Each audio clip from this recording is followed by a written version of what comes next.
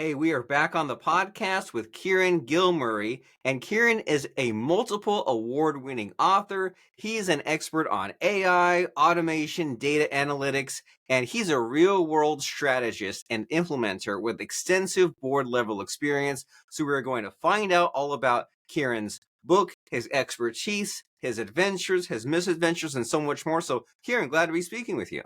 Glad to be speaking with you. And yes, lots of misadventures in there, Robert. We could be there for days, but let's narrow it down a little bit. You ask me the mistakes, and I'll admit to every one of them. Right. And that's a big part of being a grown-up and of personal growth is to say, hey, I made this mistake. It wasn't that bad. I'll make it again. I've learned. I'll do better next time. And AI is full of mistakes, right? I mean, I use ChatGPT especially every day, and they say, hey, what I just told you to make, I don't want that exactly. And it's on me because of the way I defined it, but I'll refine it. I'll reiterate. I'll fix my mistakes. Many things can be corrected. And so, we jumped in and explained a little bit about what you're all about. But in your own words, what is your passion and focus? What just gets you so excited these days? Yeah, look, it goes to what you were saying a moment ago there. When you grow up, you learn to admit your mistakes. I'm excited by AI, particularly generative AI. Now, you have to be careful here because I love great technology, not for technology's sake. I love what technology can do for business. And that's where I think lots of people get really confused. They talk about digital transformation, AI, the age of AI, and whatever else. What they're forgetting, and this is what I've put out in my first book, The A to Z of Organizational Digital Transformation, and my second book, The A to Z of Generative AI, Guide to Leverage for Businesses. You're not doing any of that. That's the transport, not the end destination. There are mistakes in AI. To date, look, like you and I, as we have grown up and we have learned and we've gone from junior business people to senior business people to experienced business people, you learn that you're going to make mistakes along the way. If we look at AI, it's, as I describe it, Robert, an 80-year-old overnight success story. It's full of mistakes. Why? Because we as humans created it, full of our own frailties, full of our own biases. There are some classic stories. So, for example, AI applications or HR applications that discriminate, and I use these words not lightly, white, male, pale, stale software engineers. Why? Because when you looked around the room and you designed a system and you fed it with CVs or resumes that looked like they should be the best software engineers, you were fishing in a very narrow pool. Do I blame anyone who wrote those systems? Absolutely not. Every time, and it doesn't matter, and I've worked in multiple countries across the world, and I meet people every day from different countries, there's very few people I know set out to do harm or say, I'm going to build an AI system that's biased because I can. Not a mission. They're just learning. No one would have thought of that, but looking back in hindsight, now they see those mistakes and they fix them. Now we're off with generative AI. Guess what? Full of human bias. Guess what? It was trained on what is out on the internet. Oh my God. You'll remember the classic stories at Tay and Microsoft. They trained it on Twitter. I thought, oh my goodness, you trained it on what? Of all the places on God's earth they've trained a chatbot. And you wondered why you got bile and bitterness in amongst the madness and the goodness and everything else. The AI spits back what we put into it. So it is going to learn mistakes. And prompting that you mentioned a moment ago, when you dig behind generative AI, what's it there to do? Answer your questions. When it doesn't know how to answer your question, it is designed and programmed to do its best. To do its best, it's going to give you an answer, but it doesn't mean that that answer is actually correct. But we have to remember a little bit of forgiveness, a little bit of responsibility on our own part, a little bit of questioning.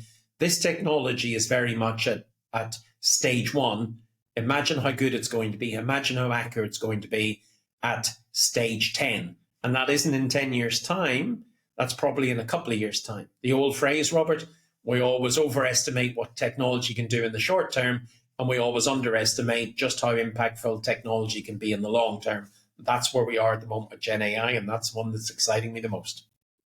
Wonderful. And I'm doing my best to keep up with you as far as the excitement, because when there's some new technology that's on its way up, whether it's internet, WordPress, ChatGPT, whatever it is, my mindset is I want to be part of it in its infancy and not have to play catch up later on, right? I don't want to wait the the 5 years or the 2 years, and now everyone's using it. And I say, wait, hang on a second. Like, how do I now start a few years behind you? And you fear, well, once I get caught up, you'll be ahead of me. So I'm like, okay, there's no reason to delay. I need to learn some of this now. And that's very helpful there. If someone is feeling frustrated with their generative AI experience, whether it's ChatGPT, DALL-E, whatever it is, you're saying that it will rarely say, I can't do anything. It will rarely say no. It'll really try to help you. And sometimes I've been amazed when I'm like, well, I want to write this article or this book or something, and I give it some output, and I'm like, hey, that gives me an idea of like what I don't want. So at the very least, even if these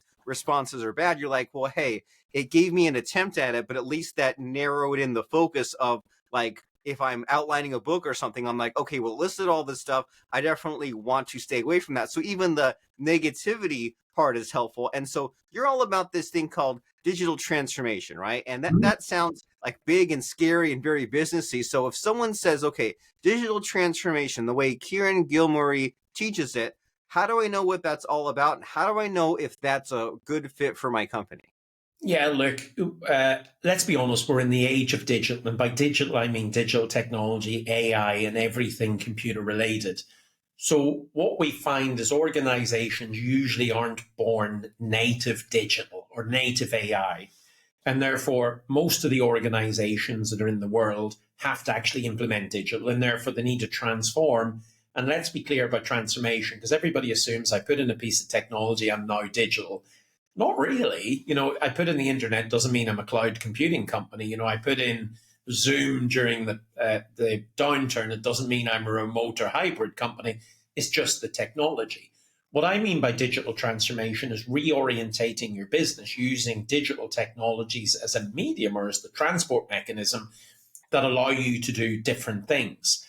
My focus is not the technology. Technology is the enabler, and it might actually redesign how you do things.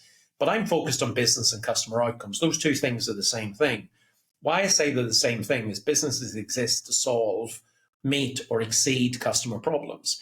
And therefore, I'm going, okay, I've got a customer focus. I know that I need to deliver a product or a service. How do I do it? Chances are these days it's digitally more than anything else. And therefore, okay, I've got a business strategy to meet the need. Now I need to put strategies and architectures around my business to make sure I can deliver that service, product, or whatever else to that customer to delight them in a way that's obviously cheaper to manufacture than it is to sell, so I can make a margin to reinvest.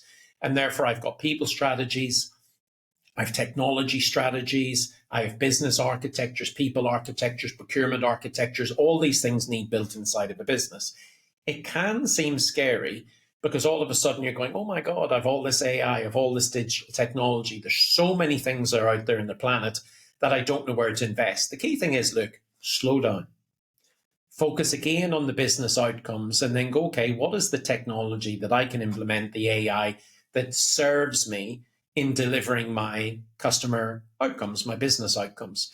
What do I want to do? Well, I want to get better data-driven decision-making inside of my organization. Okay, I need to be data-centric. For that, I need to work out what are the business decisions I need to make. And therefore, when I understand the questions I need to ask and the answers I need to get, then I can go and get the data that allows me to make better decisions. Notice I've not removed people here because I believe great people with great technology and great decision-making capability make for great businesses. What do I want to do then? Okay, now I'm into using AI and automation technology and implementing that in my core business processes, and I'm automating end-to-end processes to make sure that my decision-making does improve, my data gets to where it needs to be to allow me to produce better answers. I'm increasing my efficiency, I'm increasing my agility, I'm increasing my innovation across all of my operations. I'm not doing this in isolation, Robert. I'm bringing my customers and my employees along because I want to make sure that as I'm doing all these things, their experiences, their personal experiences, their emotional experiences, transaction experience are really ramping up and improving their engagement, their satisfaction, their buy-in all the time. Because if I'm in business and I'm implementing all of this technology and all this AI, and it's not actually delighting anyone that's hard to work with, I'm probably not going to use it. And therefore, what do I need to do, having selected the technology, worked out the decisions that I need to make and do so really efficiently operationally to deliver my business strategy, well, that all takes time, that all takes training, and therefore, again, it goes back to investing in talent and training to make things happen. So let me summarize that. I'm never focused on the tech, I'm focused on the business outcome. I need people to make great decisions. For that, I need great data. For great data, I need great AI and great data strategy. To make decisions, I need great people. To make great decisions and allow those people to deliver for customers, I need great employee and great customer experiences. Therefore, I need exceptional technology and exceptional people, and I need to invest in both to allow me to digitally transform my organization. Because if I don't, and this is the downside, and I wish it no one, Robert, we are in a phase of what you might call AI Darwinism or digital Darwinism. Whereas if I don't invest in these technologies, then I'm not moving in the way the market and my customers move, and therefore I won't be in business. Not the greatest incentive, but sometimes you need a burning platform to get businesses to change, because like the dinosaurs, if they don't, they're going to go the way of extinction, and that's not something I wish on anyone else. So big, scary topic, but when you break it down into simple steps and simple components and work through the noise, and if you can't do it yourself, get a consultant in who does, then it's suddenly less scary. And businesses that have digitally transformed, Amazon's, eBay, Facebook, lots and lots of examples around the world, when digital works to support you deliver your strategy, by goodness, isn't that an experience and a product and a service that every customer and every employee wants and every shareholder wants as well? Oh, yes. You think about how easy, painless, simple, fast, fun it is just to take out your phone and bring up the Amazon app and buy something, and then it appears, and it seems simple on the surface, right? If you just look at it from like just one perspective, from just the customer, it's like, oh, I hit a button and it's simple. But then someone like you who would be thinking about the back end and the process map and the people and the redundancies, it is pretty crazy that it all somehow works. And like a lot of these sort of business cases we have to solve are this way, aren't they? Like on the surface, you're like, oh, this is just easy. Like some customer goes and they order something, or there's a step-by-step process, but someone like you is like, well, hey, this thing that's a very simple thing to accomplish, it requires all these other steps and all these things to do. And so it can be kind of scary. And that's why we need someone like you with your kind of process type thinking, because you were mentioning things about, well, having goals and moving people along and kind of having whatever your KPIs are and saying, well, are the customers, are they satisfied? Are they happy? Are they enthralled? Do things get done quickly? Do they get done correctly? And so when you mention like this whole digital transformation thing and putting AI in, like, I know it means a lot of different things, right? And it can mean things to different people. And so what do people usually say when you talk about like putting AI in a business? Do you think in terms of like a chat bot, or in terms of like automated answering of emails? Like what is the usual AI stereotype? And is there like a kind of a low hanging fruit to just like, I know like you mentioned a minute ago, like it's not just about the technology, but is there like a usual default for plugging AI into a business? Yes, is the shortest answer. You'd be delighted to hear. Look, there's probably two parts. Let me break it down. First part is I always worry when people just want AI for the sake of AI. You know, the board member has one out on the golf course. She's heard from a fellow CEO and they've went, well, I've got AI in my business. Maybe they do, maybe they don't. And therefore they come back going, we need AI in the business. Just get me a project. That reminds me of the old adage in technology says, I've got a hammer. Now I've got a hammer. Everything looks like a nail. My job is to take the very complex and simplify it and go, okay, what is the business strategy? How do we compete better than our competitors? How do we do things more efficiently, more profitably, more with better customer experience?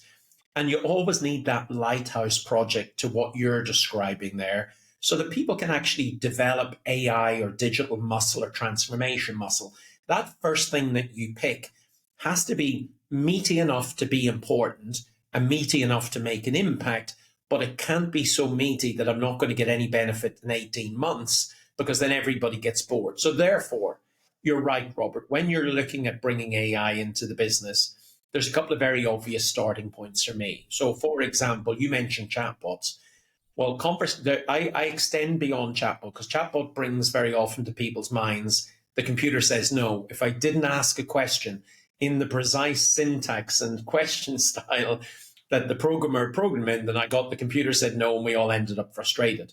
Now you have chatbots infused with AI.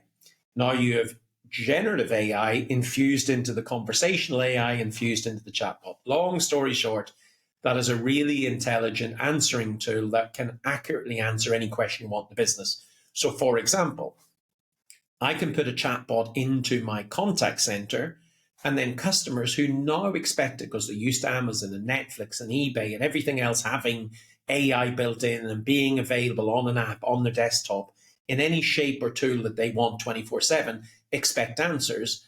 I can put in a chatbot, and as quickly as I can train a person, and sometimes that can take months and months, I can train a chatbot, put in all the frequently asked questions, then people can ask more questions.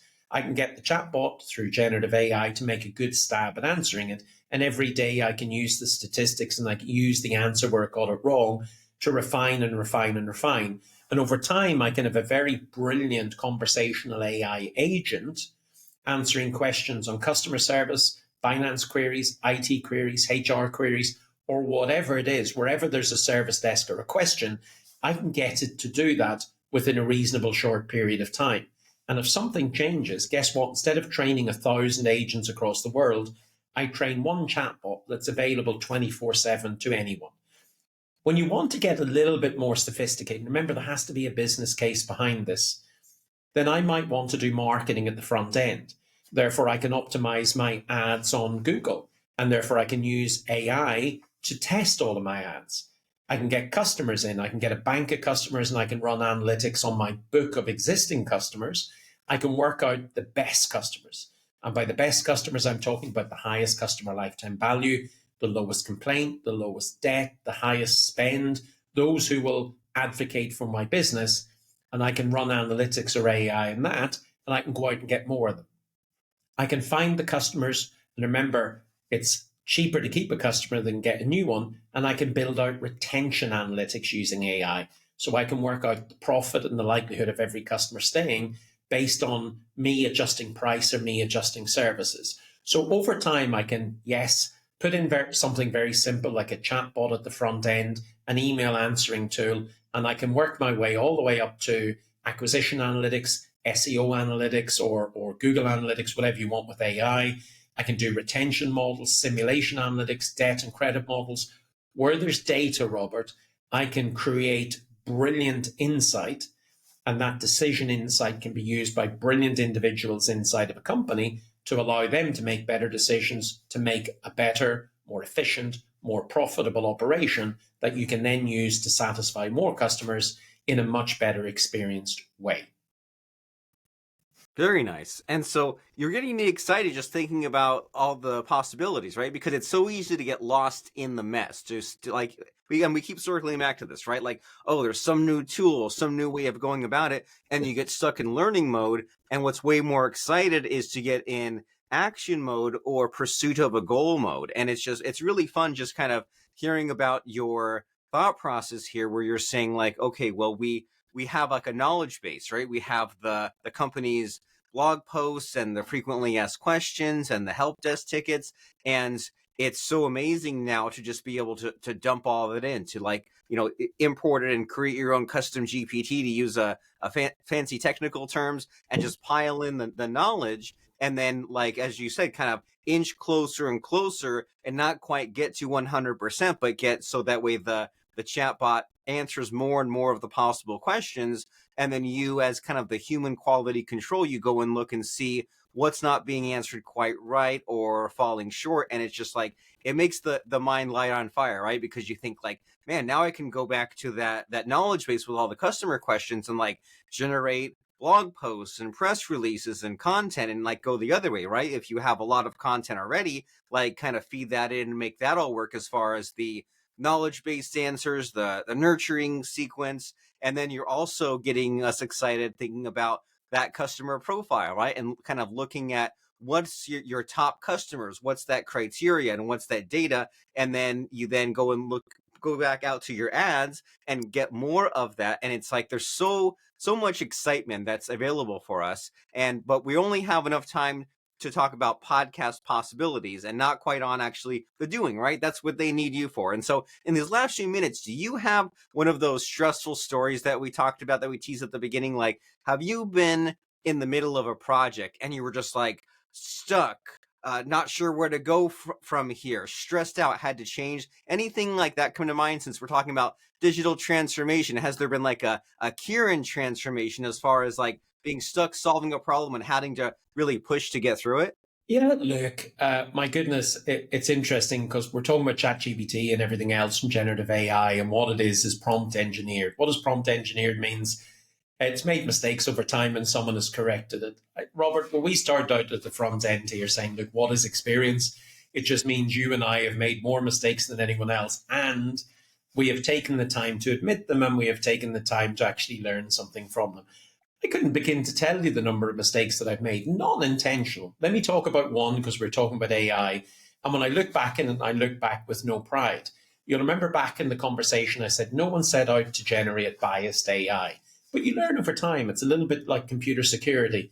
These days, you couldn't imagine writing code without security built in by design. You couldn't imagine opening up a website without putting firewalls and everything else in place. But back in the day, nobody knew that. The mistakes had to happen, and you learn from them, and off we go. My biggest fear is that AI is going out and wider and wider. And even the people who are designing it cannot work billions of neurons deep in a neural network based generative AI models. We can't possibly work out what the outcome is. My biggest mistake was years ago. I was building a retention model for an insurance brokerage.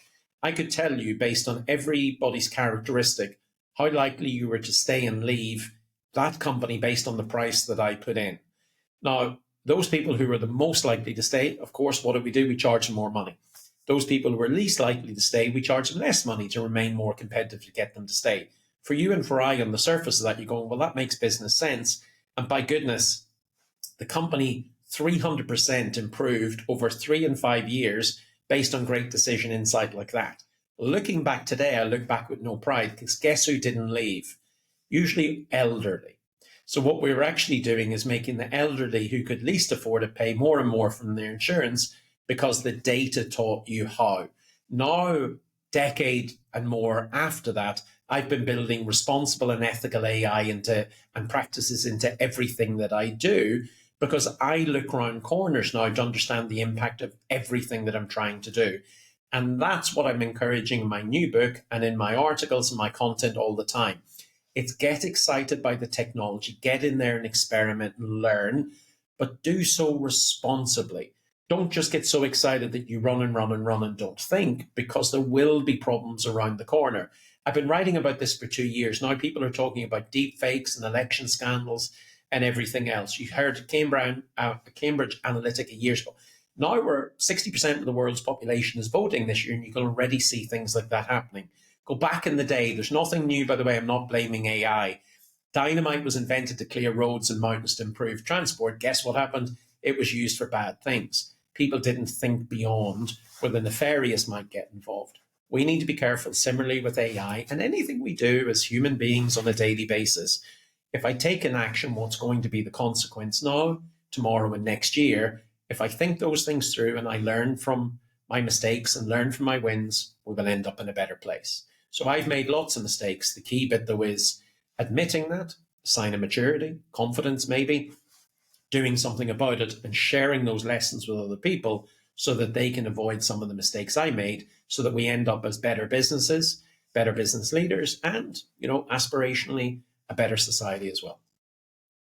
Wonderful. I love the looking around the corners concept because, like you said, there's many different, almost they seem like they could be hilarious types of cases, right? Where things go wrong, and then later on you say, "Oh no, the chatbot was racist," or the algorithm discriminated against the elderly. These kind of unanticipated consequences. And so, what I'm getting from you is to say, well, know that the mistakes will happen, embrace the mistakes, try to build in your guardrails against what you anticipate, but also know that you can't anticipate everything.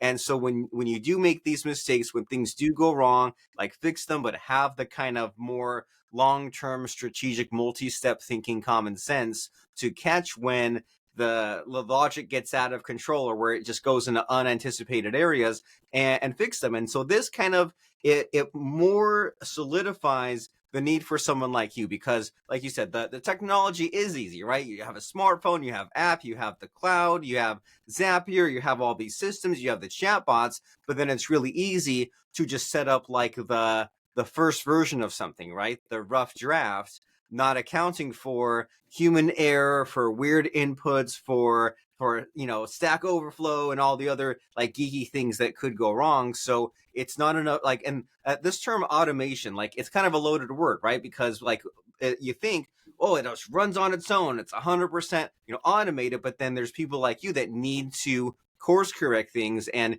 even some of what you mentioned as far as like your mindset and your stories, that kind of makes it clear for us that, like, well, you need a good mind setting up these kind of business processes, but once they're set up, have someone like you always fixing and refining them and keeping them from going wrong. And so you mentioned a little bit here about how you have these books, you have this writing, you do the consulting. And so if someone's curiosity has been ignited and energized with this AI talk, what problem do you solve? And how can someone reach out and find out more about you and your services? Yeah, so look, I solve everything from automation, AI, generative AI, operational excellence, process excellent problems for businesses. And by the way, even if you haven't got a problem, come and talk to me, because again, I can help you design a much better way of operating if you're at the start of your journey here.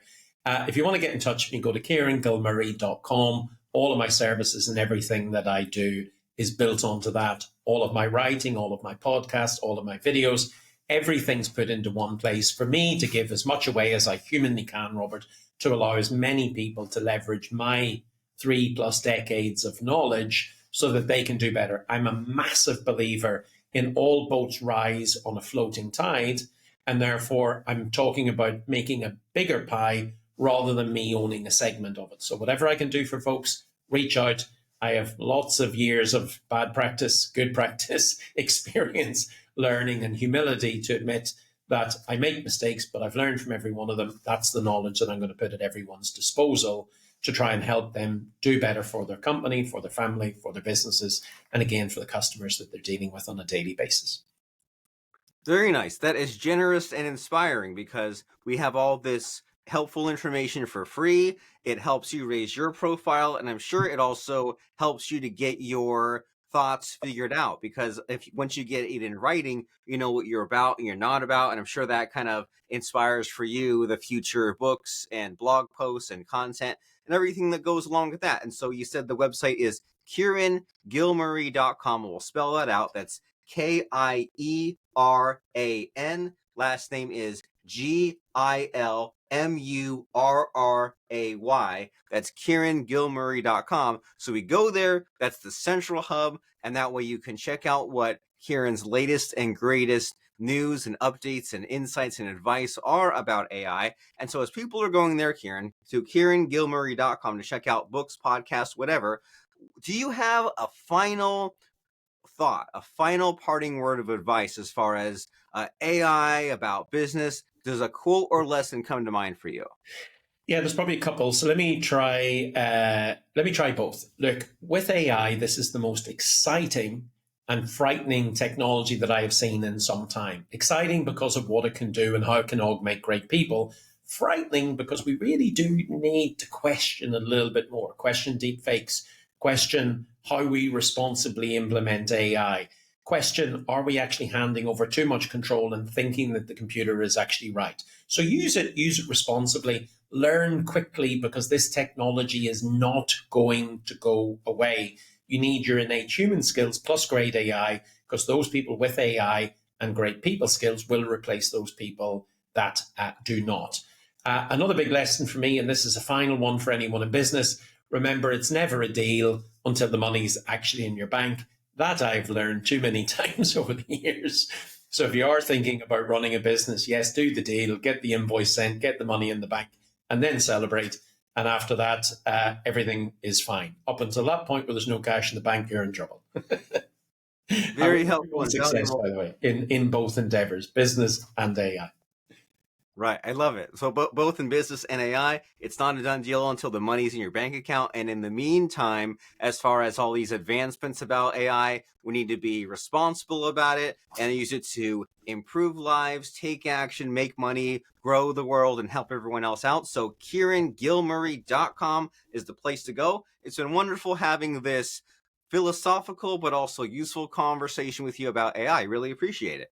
Absolutely delighted to be on, and I wish all your readers every success. I enjoy listening to all the podcasts. There's a lot of value in there as well. You're talking about the value I bring. I wish you every success going forward, Robert, and the same to every single one of your listeners, sir.